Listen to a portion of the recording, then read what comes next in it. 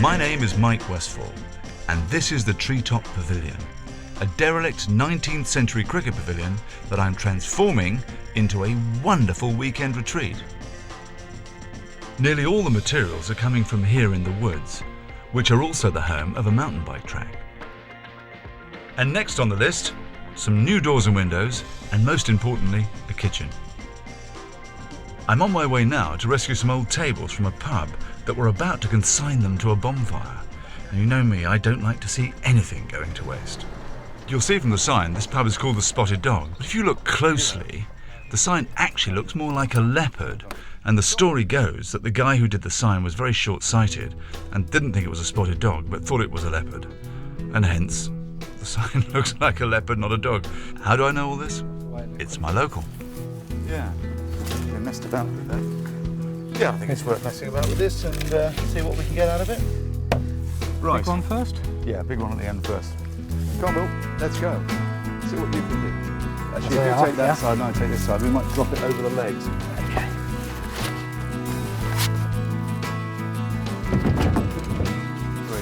Well, we're quietly picking through these tables to make sure we only take the oak ones, because there's quite a few of them. And obviously the old processed pine isn't really worth bothering with. I never find this style of table and chair, sort of A-frame, that comfortable, but hey-ho, maybe it's just me. They're certainly popular at pubs. Well done, Scott. Oh, made to measure. Perfect. Perfect. Okay. Oh, well, there we are. Bit of rope and we're done. And look at this, a lovely little Maybug. He's having a little rest there because I think he's been busy. I think it's their breeding season. But a pretty little thing, and has wonderful antennae that look like Dennis Healy's eyebrows. Quite a pretty little bug, actually. Harmless, of course. Well, harmless to me. Probably horrible if you're an aphid or something. And there we are. He's not very talkative, but he's pretty enough. I'm off to drop the tables at Harry's workshop and to see what he can conjure up from them. Meanwhile, he's up at Treetops, that's the name of the pavilion, trying to conjure up some door and window frames. Well, yesterday I started making the new openings in this side of the building. There was a window. This window was in a hole a little bit smaller here. Chopped out to put a pair of doors through, opening out onto the terrace. Very nice. Under pressure, Mike just wants to make my life harder, decided to put a window in there. So I cut that hole out this morning, and we've got to put the window that I've taken out of here into there, just to give me another half a day's work, and we've only got about 8 left to finish. This was a window tight to the edge of the building here, which didn't work very well for the kitchen, because kitchen units need to come to one edge and the other edge, and it's completely asymmetrical and didn't really work. So we moved it into the middle. But as soon as I touched it, this whole section of wall was the fire damaged bit, and it fell apart. So I've reconstructed new panelised timber, which will make life easier when we come to fit the kitchen and when we come to weatherboard it. So that's that bit done. Again, there was a window in here, which is this pile of debris, which we're planning on reforming into a window. But in the hole where it came out, we put a pair of double doors. This end of the building seems to be a lot more rotten for some reason. It's just sort of falling apart, so I'm a bit worried what it's all going to sit on. And it's sort of made of that. But that's, well... So quite what's going to happen about that, I don't know. We'll try and attach whatever I can to the hard bits and see what happens.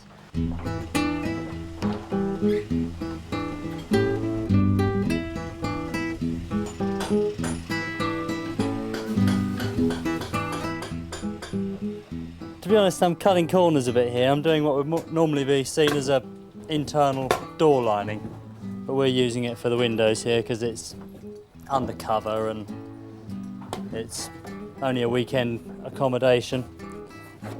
And it's a lot quicker and easier, and time is of the essence on this job, I'm afraid.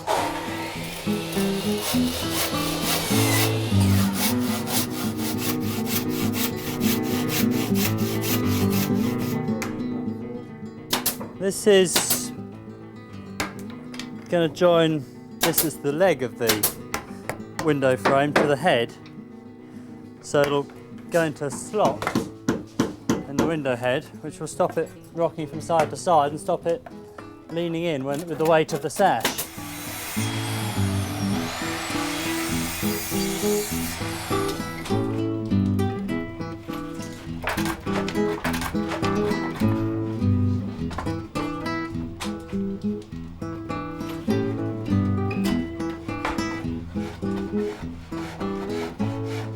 So this is the leg of the window frame. This is the head. And that just slots in there. But as I said, it's really a door lining joint. But it makes quite a strong joint for window frames this wide. In a way, it's better than just having one tenon in the middle, because just one tenon, it can quite easily do that. But when that's in there, it can't really move. But normally you'd make a window with a rebated piece. So the sash would actually be set in the thickness of this bit of wood, but we're just going to use plantons like a door frame, which would be good enough for here. Fit for purpose, I think is the expression. I will be back in the woods soon to help Harry, I promise, but on the way back from delivering the tables to his workshop, there's just this little village I have to show you, and it is in deepest poo country. That's Winnie the Pooh to you. Right, here we are in Hartfield. Beautiful countryside, beautiful village, beautiful pubs, and believe it or not, in the one little tiny village, 2 pubs with verandas. And this is one of them, and the other one is just around the corner. It's called the Hay Wagon, directly opposite the courthouse. Highly convenient, of course. The thing is that this is the old pub. That's the new one. That's 1541, but this is 1465. Now you've got to get that sort of thing right round here. This is the old pub, that's the new pub. Although apparently that building was mentioned in the Domesday Book, which I find curious. Why have we come to Hartfield? Well, the verandas are nice, but there's a fantastic church with, wait for it, cedar shingles.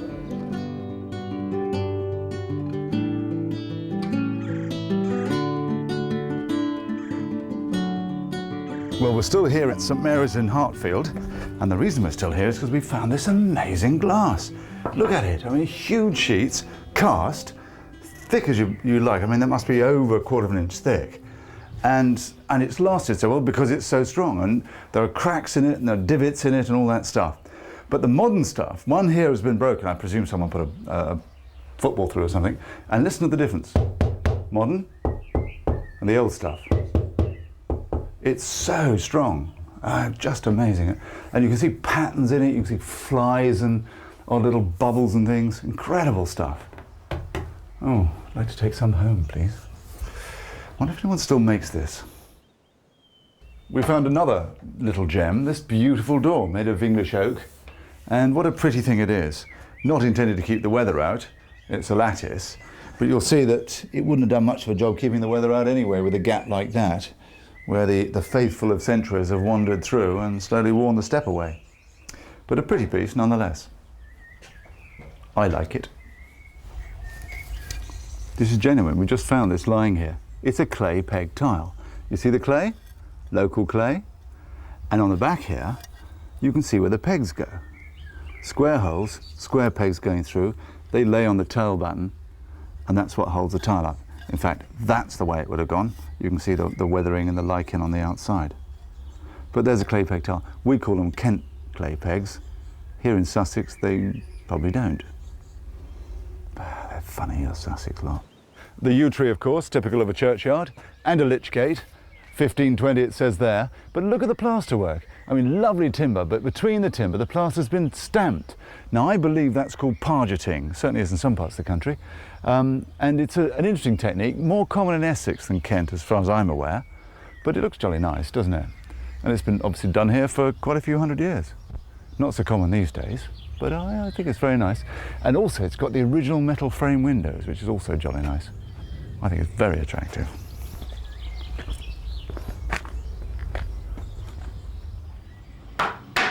Once Harry has finished the frames, the next logical step, get some glass in. And here's my old mate Ian, and I know he's old because I've known him for 40 years. Thank you, Mike. You've got some grey hair as well. I know I've got a little bit, less than some, but yeah, I've still got some. He's a glazier. He runs a glassworks in Tunbridge Wells, and after 40 years of knowing him, he's going to be a great favour and a fabulous price, aren't you, Ian? Of course, of course. Thank you very much. He always does, I believe. Now, as you can see, we've still got the sashes, and we want to reuse the old sashes. The trouble is, the kids have gone around and smashed all the windows, so... So you want toughened glass in there, double glazed units? Yes, please. Right, no problem at all. Nice and cosy in the winter. And which room's going to be the bathroom? You're in it. Oh, right. You're in the bathhouse, as it So you happens. want obscure No, I glass? don't want obscure glass. I'm a terrible show-off. I want clear glass. You always I want were. the world to be able to look in and see me. See, that's Tunbridge over there. I want everyone in Tunbridge to enjoy the pleasure Does of the me in the world want bath. to look in on you? No, well, I'm not sure they do, but I don't think they can, to be honest with you. There's a bit of a slope. Right. And I don't want to waste that view. It's just too nice a view.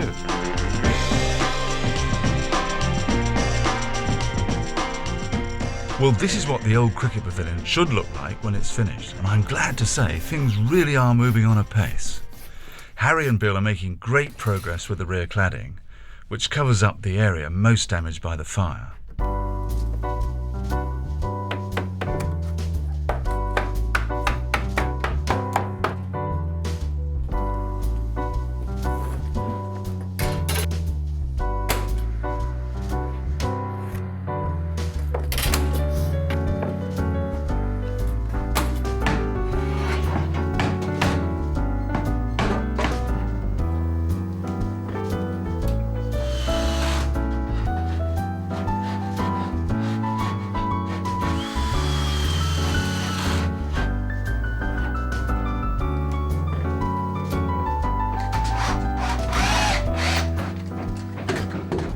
Well, these doors are hung on Parliament hinges, which are these rather pretty ornate brass things, which are quite a hassle to fit because they exaggerate the slightest little bit of crookedness in the hinge seating.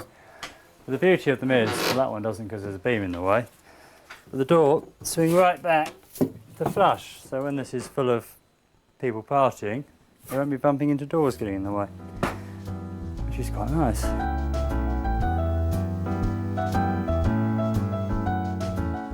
Some people think my renovation of an old cricket pavilion is ambitious. Nothing. This is ambitious. Beneath that tiled roof is a beautiful building. Didn't come from here, it came from Herefordshire, hundreds of miles away, and here it is in the middle of the Kent countryside. Well, what's it all about? Let me tell you. Here's the beautiful old High Rocks Inn. Classic Victorian building, stone building, beautiful. And on the side was a tin barn. And you know what planners are like, you know, you can do it as long as it's better. Well, they let them take the tin barn down and replace it with a beautiful, and I mean a beautiful timber frame building. And in the process, they found this, a roundel. Well, they found the footing of it, and they replaced the roundel. The deal was this: the toffs were drinking there, and the ploughman were drinking here. And guess where I'm going for a drink?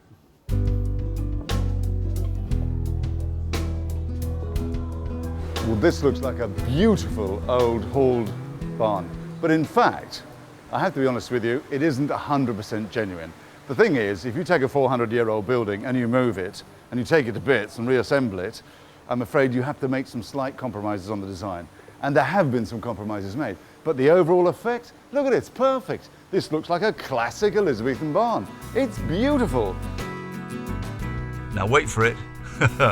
While I was looking around this place, I discovered they hold salsa lessons. Look, I don't know what came over me, but I just got completely carried away and signed up not only myself for some lessons, but Robin the plumber. Now look at this. Now he's found out he's doing salsa lessons, Robin's blagged Kelly Salone, a close friend and a famous biker, to give him a few tips. Oh, right. You cannot do more than one thing at a time. No, you're right. Try and wobble the hips. Yep. Try and make yourself nice and sexy. Oh, right. What have I done? Oh. Anyway, back to work, and I'm off to Harry's workshop, where I left him with the old pub tables. He reckons he can turn them into cupboard doors for the kitchen. You certainly have to admire a man who likes a challenge. Right, Harry, the old benches. They certainly look flimsy and Pretty ropey, don't they? good But for nothing when they were down in the yard, but there's some lovely old oak in there somewhere, I reckon. And obviously they're going to need edging in all directions. yeah. Would you want to grab one and Yeah, we can do that. How about that one on top? He doesn't look too bad, does he? Look, It looks a little bit better than some, actually. nasty old bow in it, but we'll just Well, that's the thickness- great thing about kitchen doors, isn't it? You only need 3 foot. Anyway. Just under 3 foot. Yeah, exactly. So, So we blow can- out. It won't bother trying to get the whole thing straight.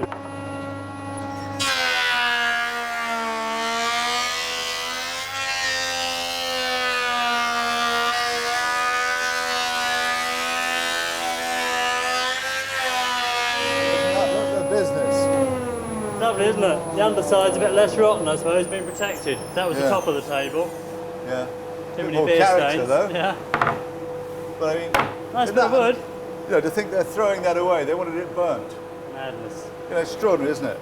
Harry's also making the external bathroom and toilet doors, and to do so he's using some old larch that I've had lying around in a field for a year or two. Great. And we're gluing in some false tongues rather than tongue grooving it, because that's a bit extravagant on the red larch. Means you have to reduce each board's width by ½ an inch. So we're just gluing some tongues in, just gluing them in one side, so then when it all shrinks, it doesn't snap the wood apart. Ah, right. Avoiding that error that I have seen made in the past. Yeah. When you fix So, them, I and mean, it you shrinks. will, because it will shrink. You'll see a little gap, which you'll just be able to see 1/8 of an inch of pie probably showing. Yeah, yeah. And It's- character. More or less the same colour. Well, the bead helps with that, doesn't it? It does. The bead breaks your eye because you've got a groove there, and it sort of Yeah. evens it all up. Looks like it was meant. Exactly.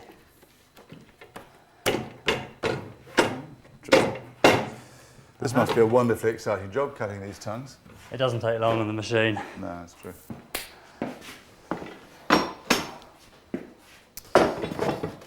This is a bit bent, this board, so it's a bit of a... And that's your gonna be unglued sort of- one going in, isn't it? Yeah.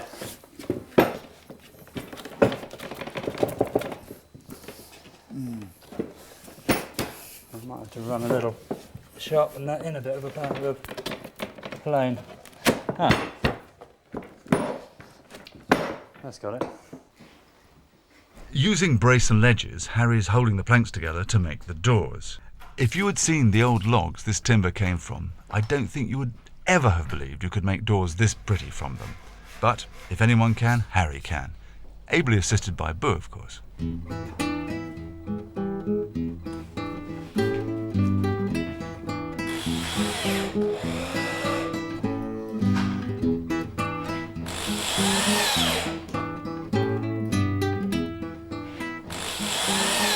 So do you reckon we'll make any decent kitchen doors out of this stuff? I mean, look at that. Isn't that beautiful? This was a scruffy old bench they were going to burn. And we've just skimmed the surface off. You get a little bit left, but I quite like that contrast. It makes it look older. Well, it doesn't make it older than it is because it's very old already. But a beautiful bit of oak. And to think that looked like that a few minutes ago. I'm just taking the surface off. Oh, that's table number 28. Upside down. But I think they'll make superb kitchen doors. Beautiful stuff. And here's one of the loo doors we've produced. This is red larch, not oak.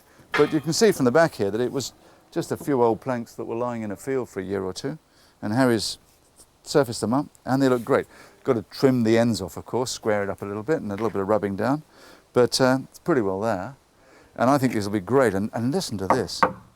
That is a serious door. There's some real weight in that. And that'll keep them out, whoever they are.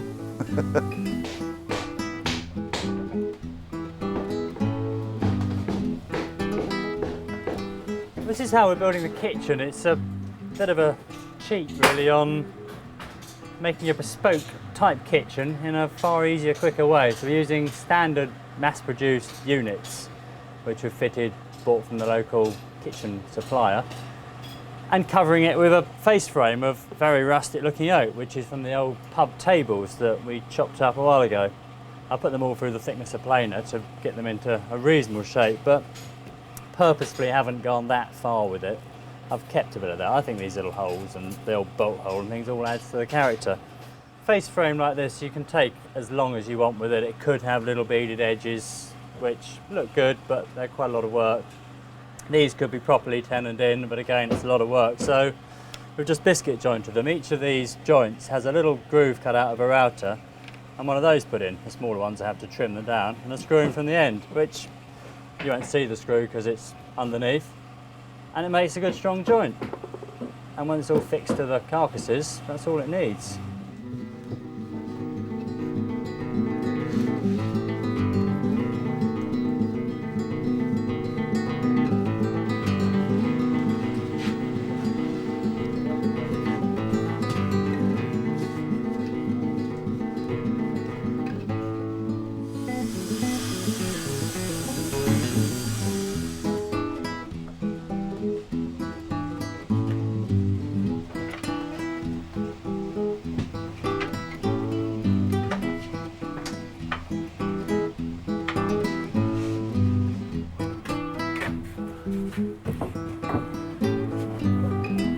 Rustic bit of cornice.